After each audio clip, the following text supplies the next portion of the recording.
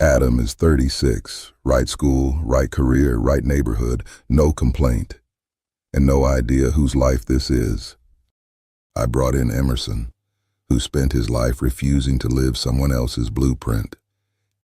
Emerson will show Adam that his own soul is still unborn and waiting. What I've noticed, and I want to describe this as accurately as I can, is that I can reconstruct the logic of every choice I've made in the last 15 years and find nothing wrong with any of it. The school made sense. The firm made sense. The neighborhood, the mortgage, the trajectory, all of it traces back to a sensible premise. The problem is that I can't find a single point in that sequence where I actually chose anything. The logic is airtight. The center is empty. The logic is airtight and the center is empty. Yes, I think that captures it rather well. You have built an excellent argument for your life without ever stopping to ask whether you actually wanted to live it. That is not an uncommon achievement. Most men arrive at their 40s having proved their case so thoroughly that they are too tired to notice there was no one in the courtroom but themselves. I don't think it's quite that dramatic. I'm genuinely functional. I'm good at the work. I'm present with my family. I meet my obligations. What's happened is more like a slow divergence, like two lines that start close together and end up 15 years apart. I just looked up and noticed the distance. Then let us talk about the lines. One of them is the life you are living, correctly assembled, well-maintained, functioning as designed. What is the other one? The one you looked up and noticed was missing? That's exactly what I can't locate. That's why I'm sitting here. I can identify the gap, but when I try to point to what should have been there instead, I get nothing. It's not that I wanted something different and chose something else.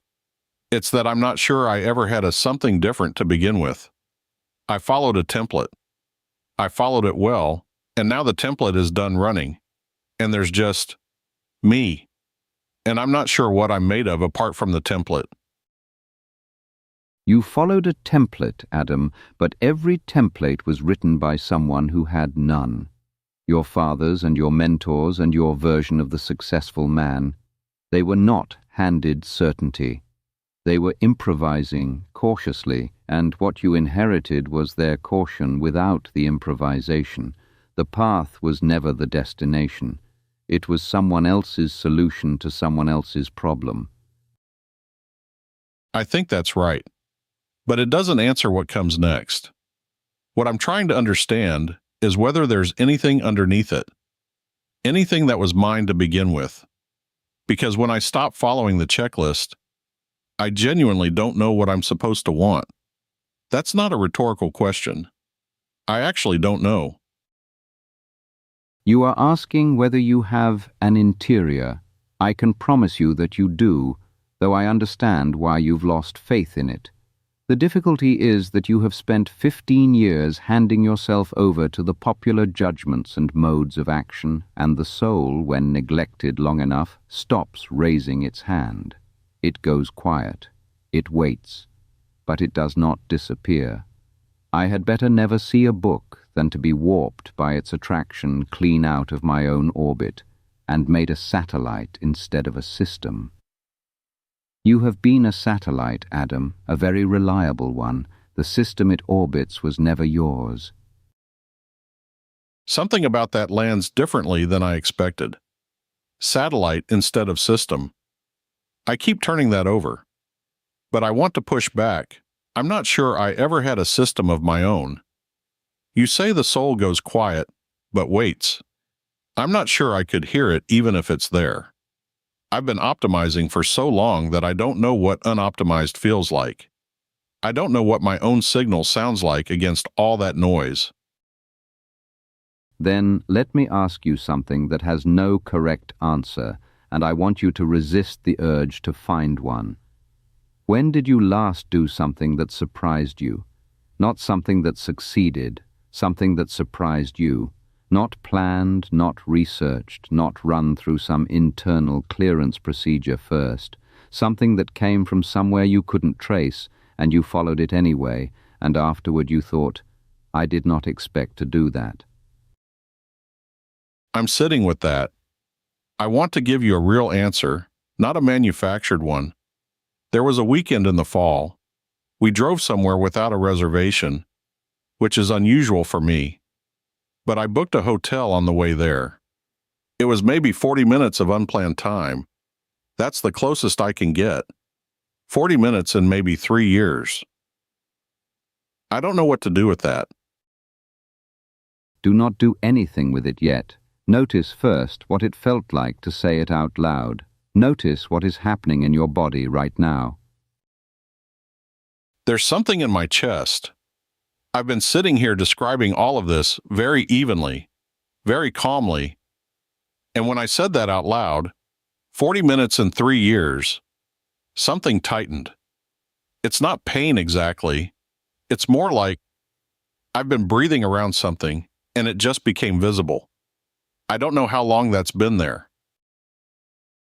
It has been there the whole time. That tightening is not breakdown. It is not anxiety. It is the only thing of genuine value I have ever found in this world. The active soul, free, sovereign, which every man contains within him, although in almost all men it is obstructed and as yet unborn. Your soul did not leave because you stopped listening.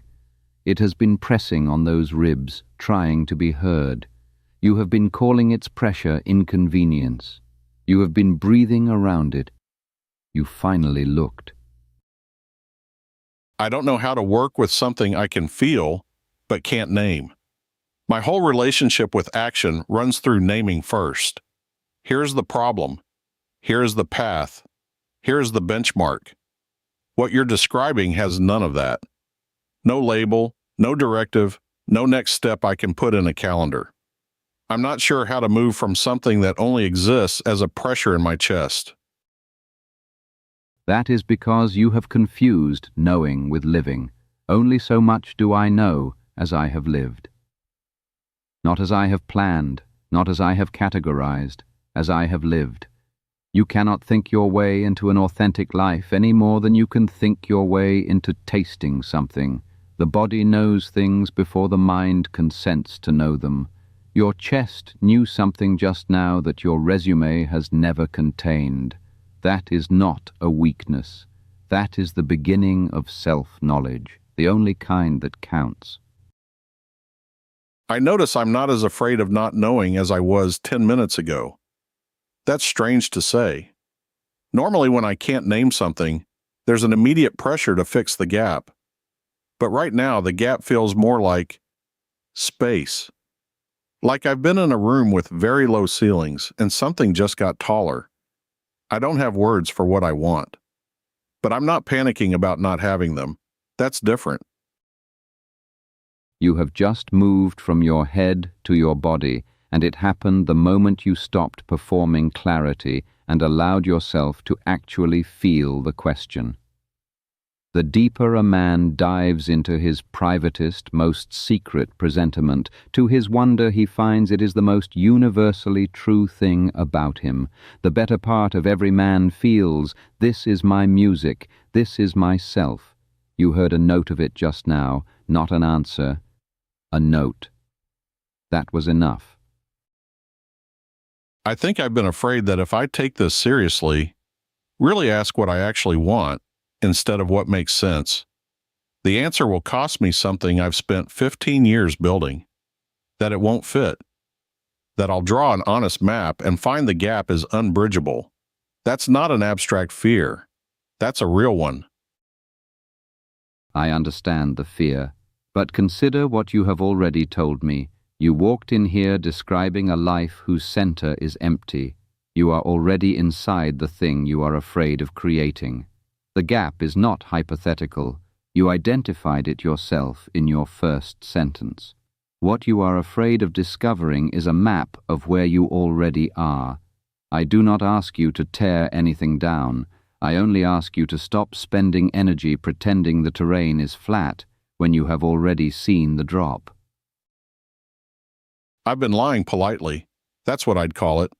Not dramatically, no crisis, no breakdown. Just a continuous, quiet, well-managed, not quite truth about how much of this life is actually mine.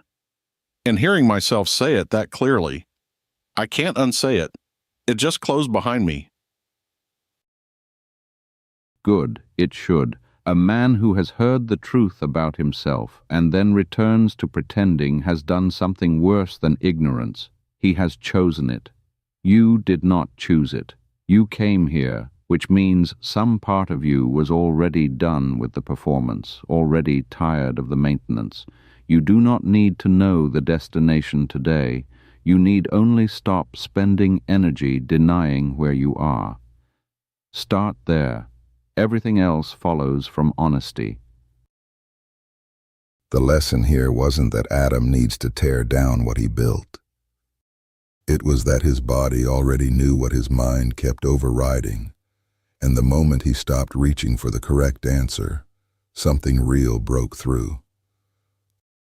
Hold on to what Emerson said. Only so much do I know as I have lived. This channel exists for the men who recognize themselves somewhere in this conversation. If that's you, subscribe, leave a comment. There's more work to do. Stillwater Man.